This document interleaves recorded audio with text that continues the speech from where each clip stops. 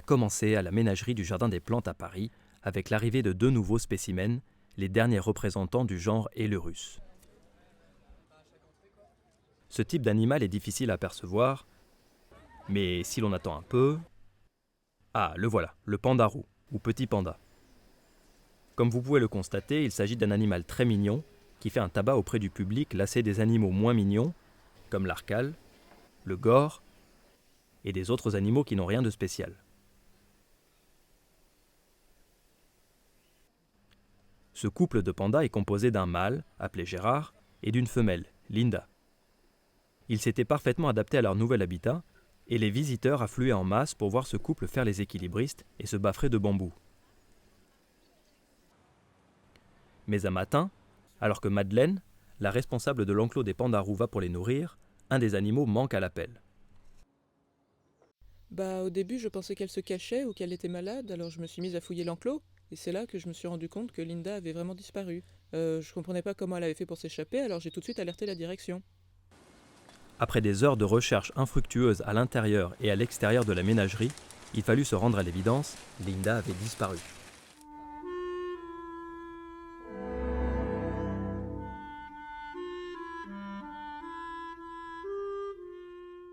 Ce fut une nouvelle terrible pour le personnel.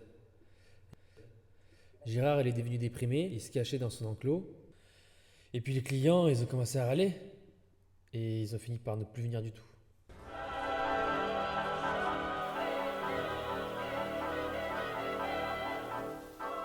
Évidemment, on pouvait pas rester comme ça. Du coup, j'ai fait appel à un détective privé qui gère bien ce genre de fâcheuses affaires. Le directeur ne pouvait pas se permettre d'attendre le résultat d'une enquête policière, laquelle peut prendre parfois des années. Il décide de contacter un détective de renom, qui s'est récemment illustré dans la presse, le détective privé Albert Marker.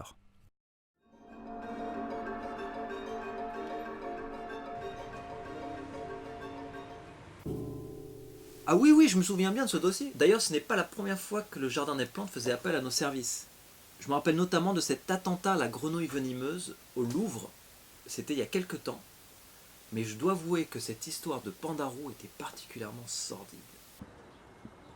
En arrivant sur les lieux, le détective se met aussitôt à la tâche et inspecte minutieusement l'enclos des pandarous et les alentours. Son enquête met à jour de premiers indices qui laissent à penser que le kidnappeur de Linda aurait fait des allers-retours entre l'enclos des pandas et son point de fuite. J'ai retrouvé une touffe de poils sur le grillage et des traces de confusion au sol. Des pistes supplémentaires vont montrer qu'il y a probablement eu lutte entre le panda et le voleur. On peut supposer que le voleur ait voulu s'échapper en coupant ce grillage avec sa pince coupante premier prix. Mais il aurait été mordu par la femelle qui tenait sous le bras, ce qui lui aurait fait lâcher sa pince. Bon, ensuite, ça va très vite pour le voleur. Il entend les gardes de nuit qui arrivent et il décide de passer au plan B, c'est-à-dire de passer par-dessus le grillage, comme il n'arrive pas à le couper avec sa pince coupante premier prix. Le problème, c'est que de là-haut, il saute, et en sautant, il se réceptionne mal, et il se foule la cheville. Il titube, il vacille, et il tombe dans le fourré. Là où on a trouvé une deuxième touffe de poils, et un gant qui venait chez Leroy Merlin. Et comme il y a un Leroy Merlin pas très loin d'ici, j'ai décidé de leur payer une petite visite. Albert Marker, notre détective, va donc se rendre là où il suspecte que le voleur soit allé acheter son matériel, c'est-à-dire au Leroy Merlin d'Ivry-sur-Seine, à seulement 3 km du Jardin des Plantes. Il espère retrouver sa trace grâce au système informatique du magasin.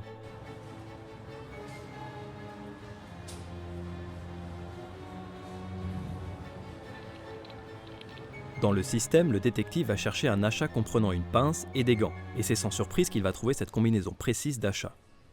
Malheureusement, seul le code postal de l'homme avait été enregistré.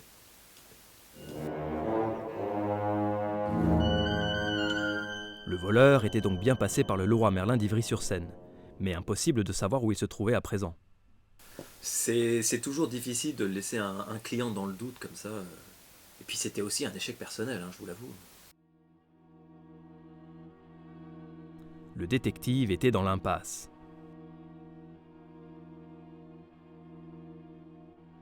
Quatre mois passèrent sans signe de vie de Linda, le pandarou. Et la situation ne s'arrangeait guère pour Gérard, qui restait quasiment invisible dans son enclos. Mais après ces 4 mois, Albert Marker se retrouva sur une nouvelle enquête concernant des animaux disparus, cette fois-ci bien plus communs puisqu'il s'agissait de chats. Oui, c'était une petite fille qui avait perdu son chat, je dois avoir une photo. Les animaux disparus forment à peu près 10% de notre activité. Mais c'est pas pour autant que nous mettons moins d'efforts à les retrouver que les êtres humains. Bien au contraire. D'ailleurs, le prix est le même.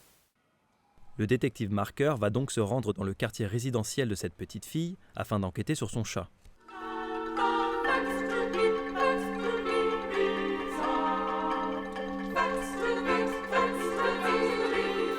En promenant dans le quartier, j'ai pu constater un nombre élevé de pancartes de chats disparus. J'ai trouvé ça très étrange, comme si on était tombé dans le triangle des Bermudes des chats. Avec son associé, dont nous devons garder l'anonymat, le détective Marker va répertorier les pancartes et leurs emplacements. Il va se rendre compte que ces pancartes forment un large cercle autour d'une seule maison. En se renseignant auprès du voisinage, il découvre que quelque chose de louche se trame dans cette maison.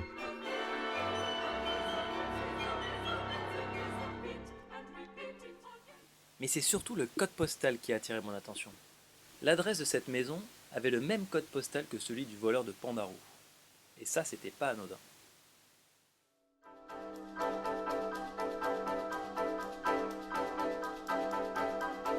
Un nombre important de chats disparus, une maison qui semble abandonnée mais où règne une activité mystérieuse, et ce code postal suspect. Ni une ni deux, notre détective se met à surveiller cet endroit, puis décide d'aller y voir de plus près. Et ce qu'il va découvrir à l'intérieur a de quoi faire froid dans le dos. Honnêtement, je ne savais pas du tout à quoi m'attendre en rentrant là-dedans. Le détective, comme toujours, ne va pas hésiter à prendre des risques pour résoudre son enquête.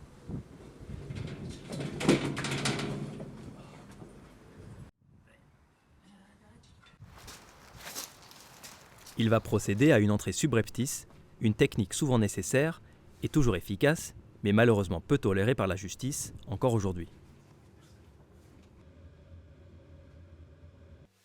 Le détective entre et ne trouve d'abord personne.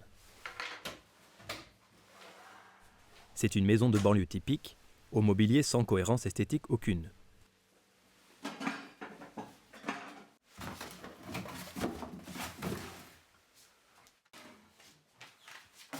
Mais alors qu'il fouille sous une vieille pile de catalogues France Loisirs périmés, il entend des grattements. Sans hésiter, le détective ouvre la porte, et sa surprise est de taille. C'est Linda, notre Pandarou kidnappée, et celle-ci est hors de contrôle. Il est brusquement pris d'assaut par la bête, le détective se débat, le panda finit par lâcher prise et va s'isoler sous un fauteuil Conforama. Plus de peur que de mal donc. Oui, j'ai eu très peur parce que je n'avais pas renouvelé ma complémentaire santé cette année-là. Il fallait maintenant savoir pourquoi l'animal avait été enlevé et gardé là, et surtout qu'est-ce qui l'avait rendu si agressif.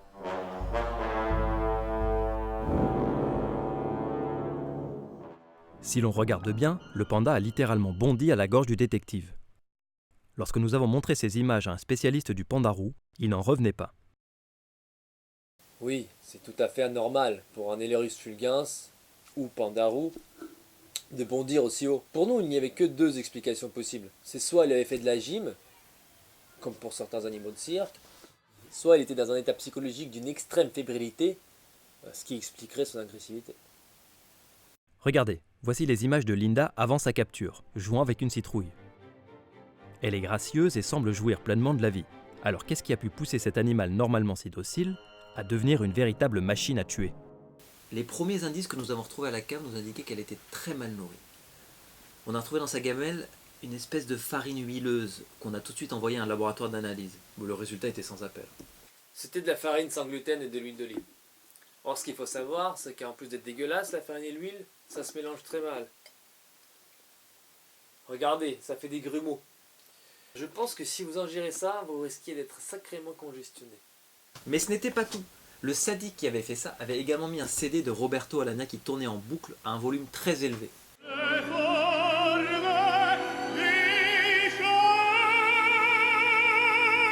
Je vous laisse donc imaginer dans quel état ce pauvre animal devait être. Personnellement, je pense qu'il essayait de lui briser le moral. Mais soudain, alors que le détective essaye de récupérer le panda retranché sous le fauteuil, des bruits à l'étage se font entendre. Il ne serait pas seul dans la maison. Albert Marker se précipite car il ne voudrait pas que le voleur lui passe sous le nez. Et c'est une nouvelle surprise qui l'attend. C'est quelque chose auquel on ne s'attendait vraiment pas, mais c'était aussi une occasion inouïe pour nous de remettre cet individu à la justice. Lorsque nous avons ouvert la porte de la chambre, on a trouvé l'homme dans son lit. Il était en plein délire. L'homme m'a pris pour son professeur de PS de 4e et il a tenté de m'agresser avec un concombre qu'il avait sur sa table de chevet. Mais l'homme était trop diminué et le concombre était trop mûr. Il a glissé sur le concombre et il s'est brisé le cou contre un coin de table. Il était mort sur le coup. Un revers terrible pour le détective. Voilà la seule personne capable de lui fournir des explications quant à cette affaire qui disparaît. Mais le détective est pugnace, et avant de prévenir la police, il va passer au peigne fin l'intégralité de la maison et découvrir enfin la terrible vérité.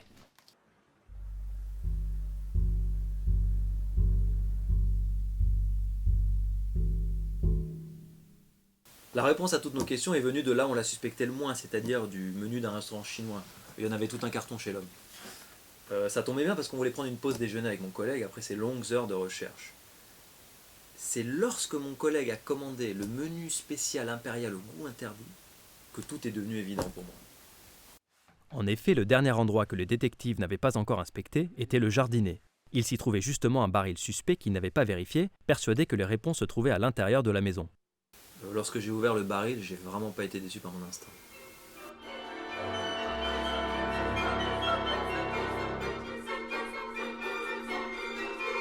Il devait y avoir une bonne cinquantaine de chats crevés là. En fait, je me suis rendu compte qu'il y avait quelque chose de louche en m'apercevant qu'il n'y avait pas un seul poil de chat dans la maison, alors que c'est ce qu'on était venu chercher à l'origine. Pour moi, c'était une évidence. Tout était devenu très clair. Il s'agissait d'un business de viande de chat. Un trafic de viande de chat, un pandarou entraîné à tuer, les pièces du puzzle se mettaient doucement en place. Oui, les pièces du puzzle se mettaient en place.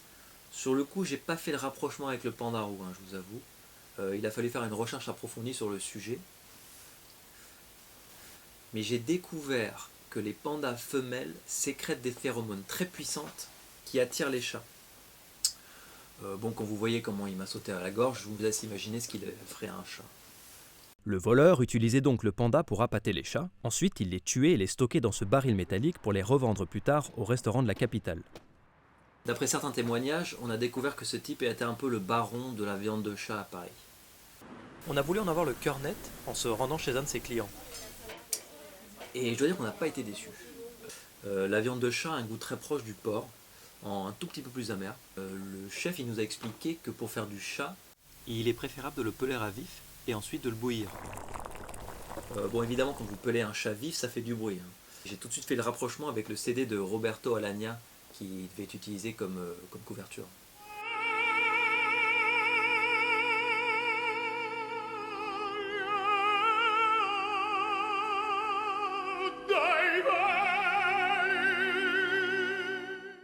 Le mystère était résolu.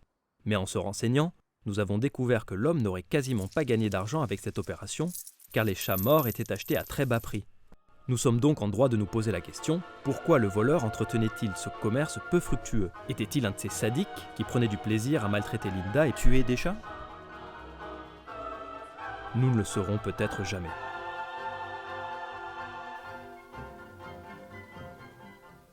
Vous savez, l'homme est un être empirique. Et tant qu'il n'aura pas tout essayé, il continuera à agir comme il le fait. D'ailleurs, c'est pour ça que j'aime mon métier. Oui, je suis surtout très heureux qu'on ait pu remettre Linda à la ménagerie et qu'elle ait pu retrouver Gérard et ses pousses de bambou. Oui, on était extrêmement contents de retrouver Linda. Bon, elle était dans un état lamentable, mais aujourd'hui elle est complètement remise de ses turpitudes. Regardez, elle va très bien.